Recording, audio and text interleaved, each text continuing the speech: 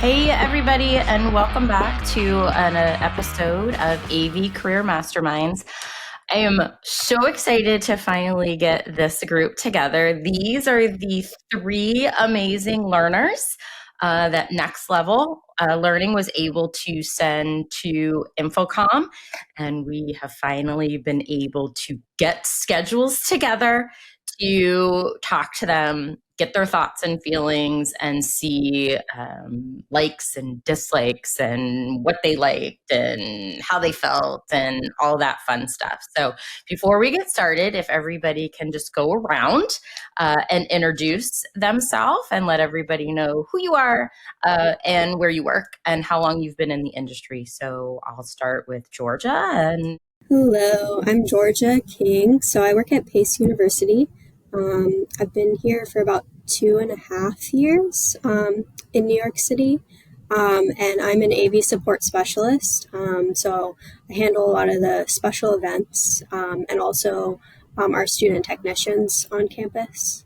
Next, I think we'll go with Alana. Hey, I'm Elena. I work at Fordham University. I'm the events manager for learning spaces.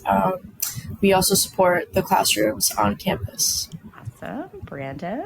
Hello, I'm Brandon. I work at the University of Central Florida. I'm a tech there, so I work on the AV equipment in the classrooms, respond to incidents when things are breaking live, and also fix things after they've been broken for a while.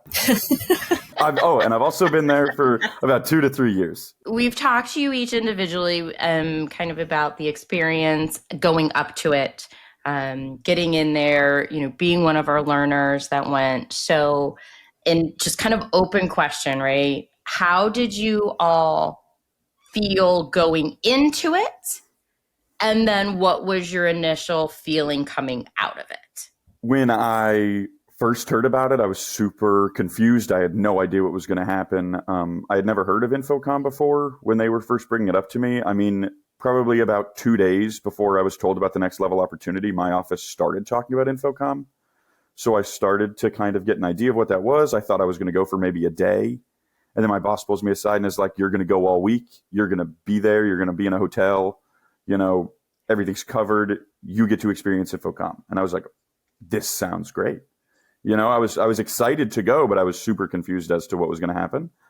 But after we got through all of it, I think it was such a different experience than I thought I was going to see. I thought it was going to be, walking the floor the whole time and getting to see all these pieces of technology, which we did do quite a bit of.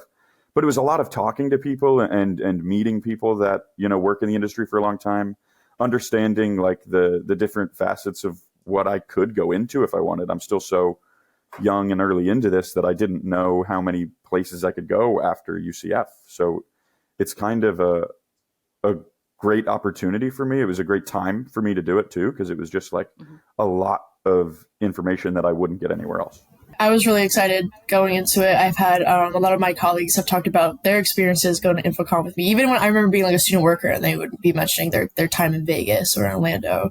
So I was very excited. But I think for me, like the takeaway was the fact that there's so many different and cool people to meet, and there's so many people that want to connect with you and they want to help you. Like I want to shout out everybody from like Avixa, even the people from the CTS prep class. They're super helpful and supportive. So it was just so cool to meet people like that in the industry. Yeah, and for me, I went into it thinking it was going to be a little bit of networking mixed with a little bit of exploring the show floor and seeing new things, getting new ideas. And it was both of those things. But I think the networking opportunities we got were so much better than I even imagined prior. We met so many great people, like both these guys have said. So yeah, it was great. So from a NextLVL standpoint, we had you guys scheduled for lots of things. A lot of people don't do that when they go. They go and they walk the floor. They sometimes attend some of the sessions. They sometimes don't. So in comparison of being able to walk the floor, like think about if you had those 3 days just to walk the show floor and see any manufacturer that you wanted to, or all of the manufacturers potentially, versus what some of the things we had you do in maybe a little bit more limited show floor time. What's your thought on that? Would you have wanted more time on the floor versus what we had you guys doing, or did you feel for your first time it was a good mix? I liked having stuff scheduled, but I would have liked to be on the floor more. But even it could have been still in that scheduled sense where, like, because you can schedule, like, I want to meet with somebody from Planar at this time there. But I think I would have definitely enjoyed that more. Same for me. I think a little bit more floor time would have been nice. But again, we were trying to pack as much in as possible, so I understand the balance is hard. But yeah, maybe just a little bit more floor time. I think it was, the time that we had networking was super great, super, insightful. And I think that doing a lot of the networking, like before, like the night before we went to the floor and just like throughout the week, the more we did those networking opportunities and talked to the people, the more confident I felt when I got out on the floor. So I do think you need both. But I think I would have liked, I don't know, maybe, I don't know how those schedules work and how the networking events are scheduled, but like maybe more networking opportunities early on and more show floor time later on. Which I think is that balance, right? Usually what we see happen on Fridays of the show, that's where a lot of people do leave because everybody packs everything in kind of at the first part of the week. Fridays are light. And sometimes those networking and being able to walk the floor on Fridays is a little bit easier because there's not as many people and the manufacturers can spend more time with you. So you guys did have the opportunity to walk with one of our board members, Kristen Bidwell, and when you were with her, she had some specific meetings that she was going to, and you all had the opportunity to go. During that time, because Kristen has been in the industry, she does some AV designing, she knows a lot of people. Being able to walk with someone like that, how beneficial did you think that was? Yeah, 100%. I think, if Kristen watches this, thank you so much. That was fantastic. It was one of my favorite days. I think she was very calm and just relaxed. Obviously, been in the industry for a while, knows these people personally. Like, could walk right up to them and talk to them, ask them any questions. It really just made it feel a lot less like showy. Yeah, I guess I don't know if that's a word, and more personal. Totally. Like we got to go in and we could ask things. We could look at things so much more in depth, or kind of just like pick people apart more without feeling bad about asking them too many questions. It felt like they were there for us.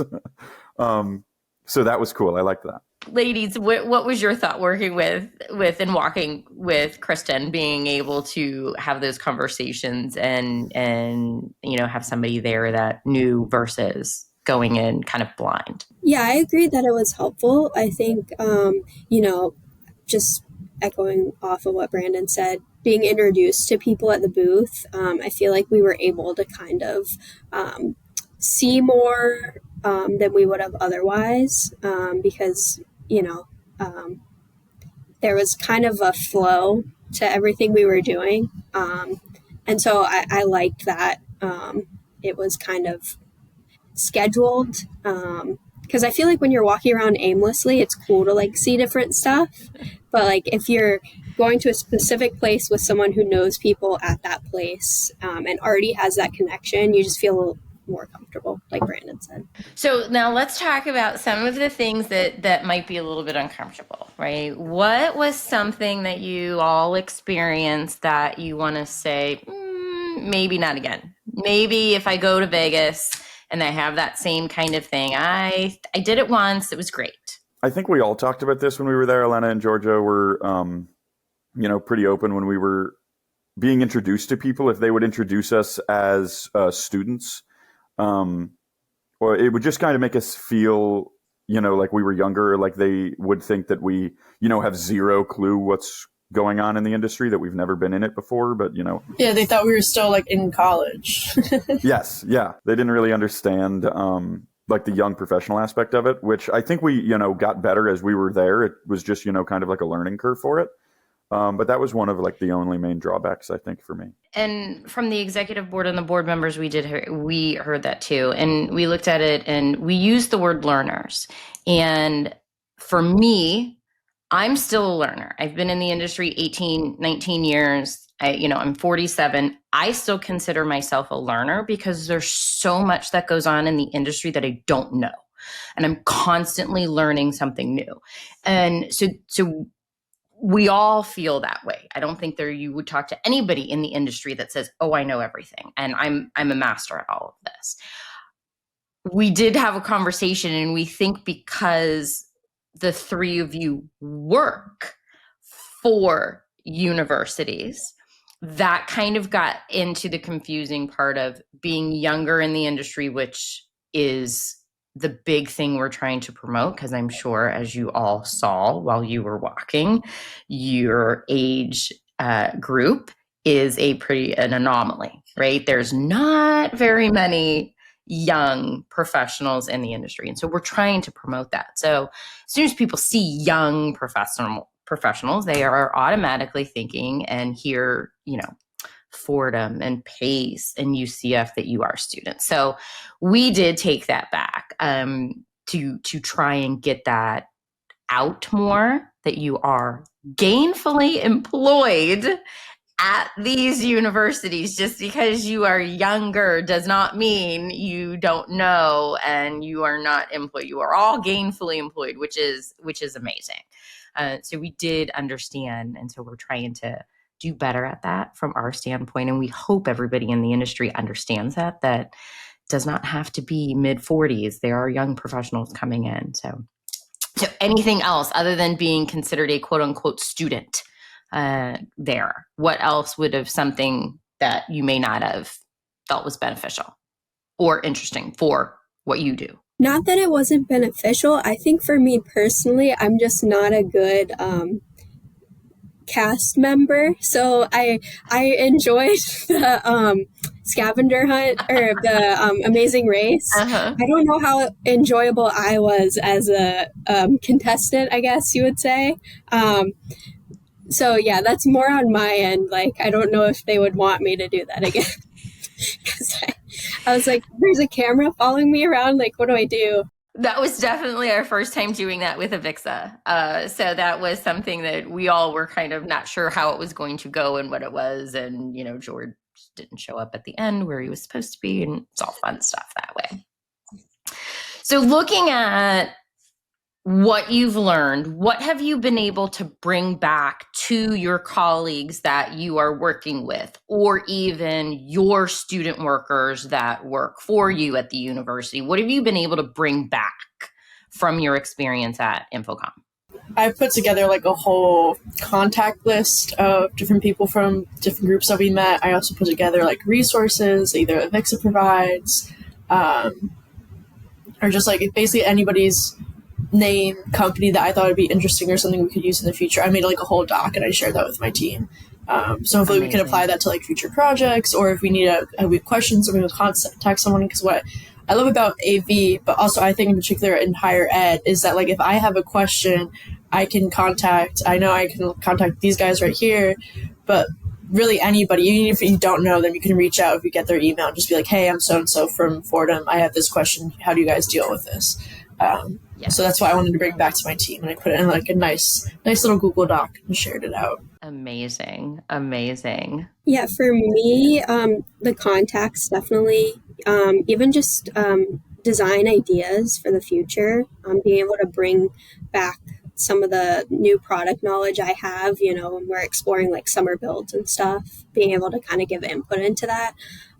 Also, speaking of like the student workers, some of them do show an interest in maybe pursuing something AV related as a career. So just having a better idea of the opportunities out there for them, just to be an extra resource and say, hey, I know about these opportunities, because you really want to foster that interest if people have it. So that's been cool too.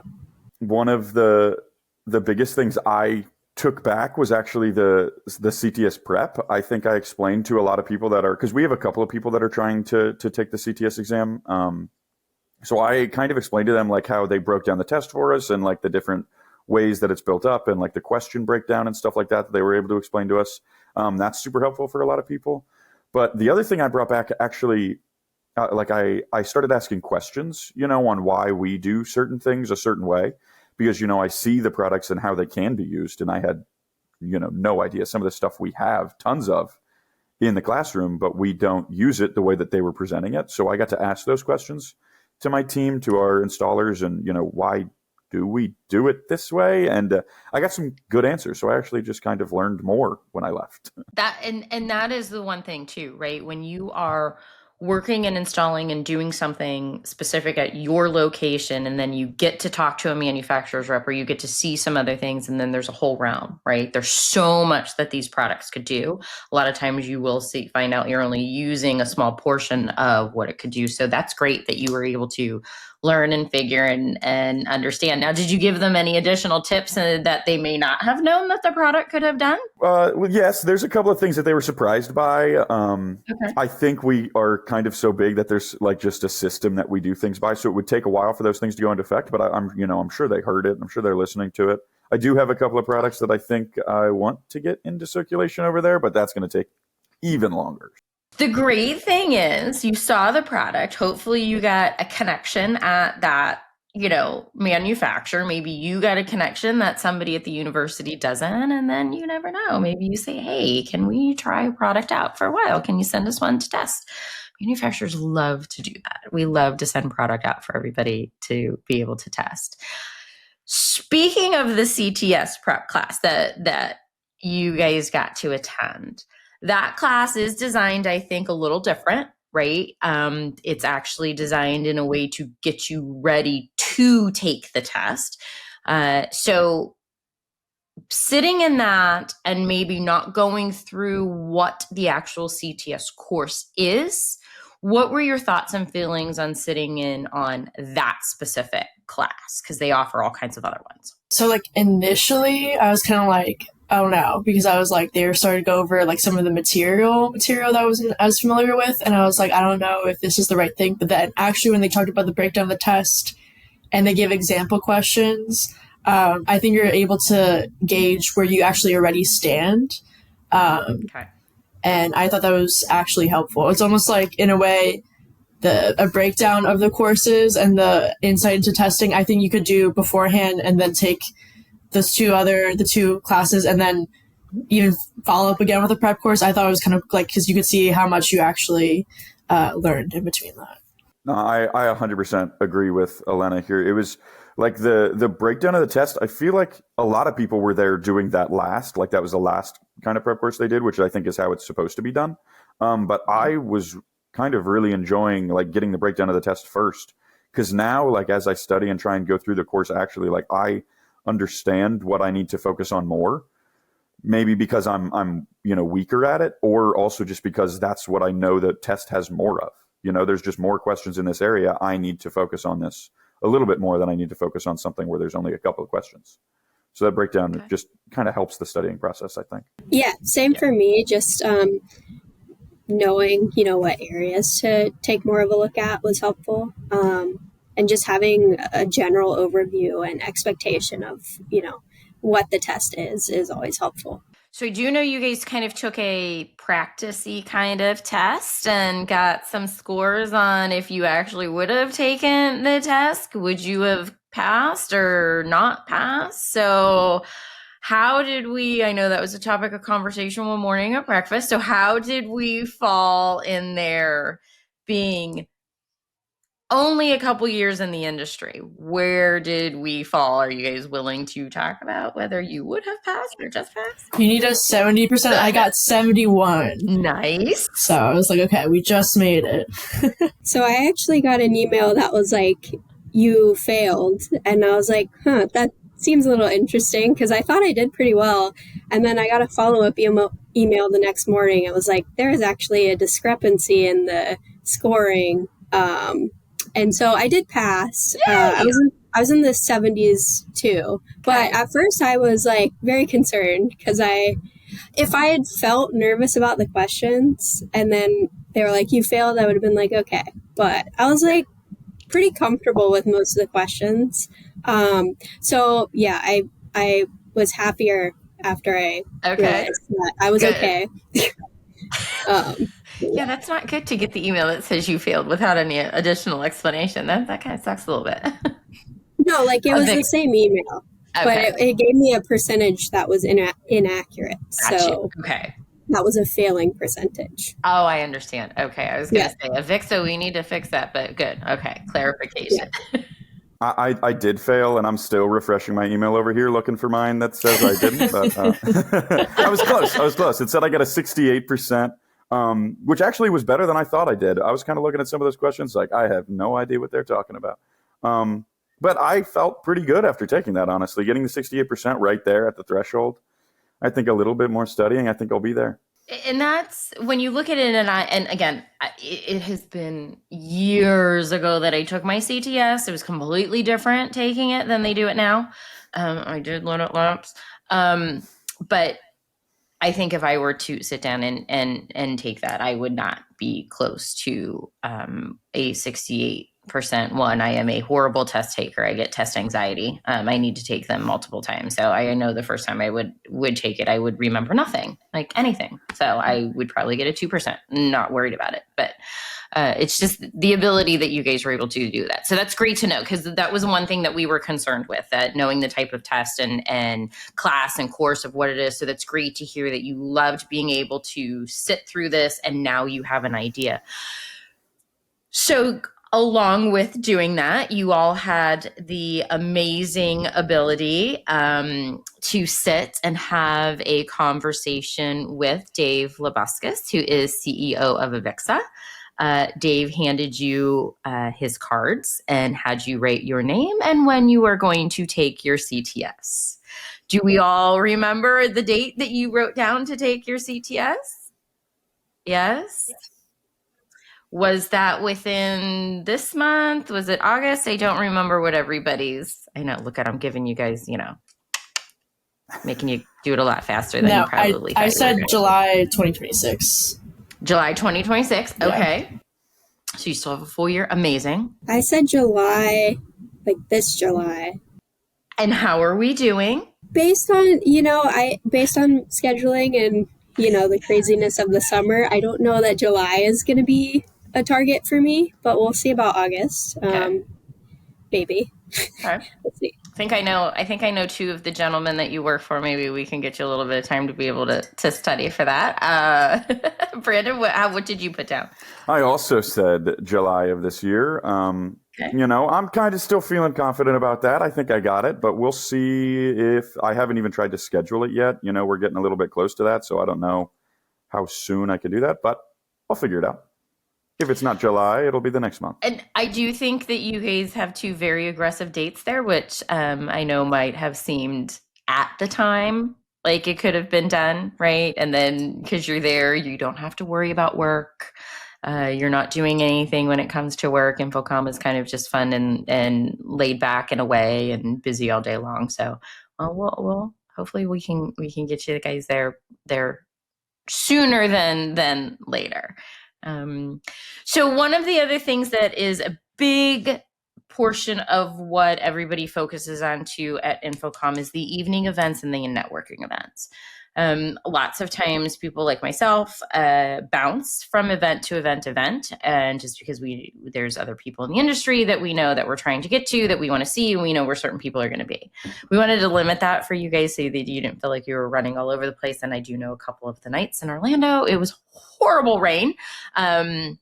So those evening events compared to being on the show floor during the day, what is your thoughts and feelings on those? Did you enjoy the evening events? Was it something that you thought, I'm really tired, I don't want to go, but I'm going to go anyway? Where did you guys all land on that feeling of the networking evening kind of events? I had a great time. I thought it was cool to see people outside of the show floor, especially the second night. Was it the place called Howl at the Moon? Howl at the Moon, I mean, the setup in there is so fun with like the performers in the front, and then just getting to actually hang out in a chill setting and have some fun and meet different people. Shout out to Logitech. That was one of the sponsors. I asked somebody from Logitech if I could take a light that they had set up there, and they let me take it. So, I mean, yeah, I was going to ask Brandon, do you have it? Because I realized I wasn't going to be able to fit it in my suitcase. Oh, here it is. I still have it. Those were amazing. Those were meant to be taken home by people, because I know everyone at Midwich was trying not to be able to take them home because they weren't sure where they were going to put them. I'm sure the people that live in Florida all got them. They were driving home. That is always a fun event, right? That one is always fun. And that was one of the things that we tried to do, is get you guys to some of those events that we know are going to be fun, that we can get you there, that are going to have people that you're going to be able to talk to. Now, what about I know the Tuesday evening, it was horrible rain. Day before the show, I know that you went to an event with Gary. I don't remember exactly what event that was, but being able to kind of go to something, and then I know the four of you hung out kind of after the fact, and I was trying to get there, but I wasn't going to walk because I knew I was going to get soaked in the rain. So what was that night for you? Because it was the day before the show really started, kind of low-key laid back after your CTS class earlier in the day. How was that evening for you guys? That was good. I believe that was the X10 event where they demoed their Zavia software. So that was really interesting. And I've actually had a follow-up meeting with them because some higher-ups have mentioned like thinking about a connection there. So I enjoyed it. It was definitely something I had never seen before. And it was interesting. We kind of had a great discussion about, what that means for our industry, how people can like utilize tools like that in the future. So I think it was really nice because that was our first like real, I guess, AV conversation that night. Yeah, that was super cool because it's exactly like that kind of area that we were. I'm very close. I go to that spot all the time, but there was a couple of those places I had never been in. So to go there in like a professional sense, like turn it into a professional setting instead of this like, entertainment place that I go to, just for fun by myself, with friends. It was a cool change. It made me feel a little bit, more confident early on in the week before we got into the show. I thought it was a great opportunity and it was a blast. I loved it. Got to know Gary a little bit more. That made me more excited about things once I realized who he was. I was like, okay, things are going to be fun this week. So then the Top Golf event that was hosted by NextLVL Learning, that was one that we wanted to show the three of you off, right? We invited some manufacturers there in a fun environment where it's not stuffy and you can kind of have some fun. How was that event? Because that is one I'm very interested to have everybody hear what your thoughts. Because again, we had you all on show as I just kind of describe it all week, but that one was really where we wanted you all to shine there for these manufacturer reps that were there to be able to talk to them, to show what you know, who you are, and what you do. So how was that event for you guys? It was so fun. It's such a cool setting to do something like that because, they did like you guys did show everybody like we're here for, these learners and showed us three. And that kind of felt, I was a little nervous at the beginning. I was like, oh, okay. I was like, I'm, being put on blast right now. But it was cool to have everybody kind of come around and talk to us. But even if there was like ever a lull in conversation or we didn't want to, have a conversation right now, we wanted to sit back and relax for a little bit. We could go hit a golf ball if we wanted. There was just like activities to do and people to talk to. It never really felt like there was a dull moment that night. It just kind of kept going. It was super easy to talk to people there. It was a great setting for it. Yeah, and some of the people we met there, we actually ended up going to their booths the last day because we had spoken with them and they wanted to kind of make a connection. So that was fun too. Yeah, the guys from Turtle, I think, right? Yeah. So I really enjoyed kind of getting to know them before we went to their booth. And that way, when we got there, we already had that connection with them. Yeah, I in conversations that I have heard, I have not had a chance to follow up with the Turtle AV group, but they were thoroughly impressed with the three of you, which I think is amazing because that just shows that being a young professional in the industry, people are looking for young professionals in the AV industry, and we were able to take that as Next Level Learning and help you guys all shine. Now, not that we want any of you to leave your current employer that you are at, but as you are looking at your career within the AV industry, right? Everybody does at some point decide they may want to make a change. You might, start a family, you want to move, you don't want to stay where you are, you want to experience the world. I tell my niece this all the time. She's 25, experience life and experience places before you decide you really want to settle down somewhere. So in seeing this and understanding what you all are doing at higher ed, and also being able to see the installation portion of it, because you do that, in potentially the next chapter of your career in AV, do you see maybe going to a manufacturer and doing sales? Do you like being in the position of at a higher ed? Would you want to do and design engineering, things like that? Did you get to see and say, hey, maybe at some point in my career down the road, I want to do X? Have you had any of those thoughts and feelings? I really liked talking to people who do that, because obviously, like in higher ed and AV, we work with designers or like manufacturers, and I really liked making those connections. But actually, I think it's solidified, not necessarily that I need to be in higher ed, but for where I am as like the events manager, that I like to do that specifically. Okay. But it was good. It's great to also have to know the people that are on the other side of it, because it takes all of us to like put together a room and support it. Yes, it does. It is definitely not a AI team. There is a group that helps that. Brandon, Georgia, have you thought or said maybe, or nope, I kind of really like where I'm at and I might want to just stay in this type of position as long as I could? So I definitely I love where I am right now. I like the UCF team, everybody that I work with, like they're just great people. It's like a, sometimes relaxed, sometimes, high intensity environment, but I kind of like the mix of it. So I really enjoy where I am, but I ended up talking to a lot of salespeople there. I guess that's kind of the point of the show. There's a lot of them there. But I talked to a lot of them just about sales in particular and in the industry. And I got a lot of cool information about it. It's always something that I've thought about. So to kind of get that information behind it, it's definitely something that I'm thinking about more of now. So I'm excited to kind of learn more about the industry, stay in where I am now and gather all of that so I could possibly be, a great salesperson for this kind of equipment one day. But we'll see. Yeah, just getting to see what's out there just allowed me to kind of file different opportunities away in my mind and just know that there are opportunities. I don't know necessarily that I heard one that I was particularly drawn to, but I think just having a broader understanding of what different people do is a good foundation for, exploring your career down the road. As we kind of come to a close here, so we know next year InfoComm will go across the country to Vegas. From a Next Level Learning standpoint, we're hoping to have a new group. You guys are our inaugural group, as I love to use that word, of learners going. Do you think that you will be vying and pushing and raising your hand to your employers to say, I really want to try and go to Vegas and experience InfoComm every year, regardless of where it is?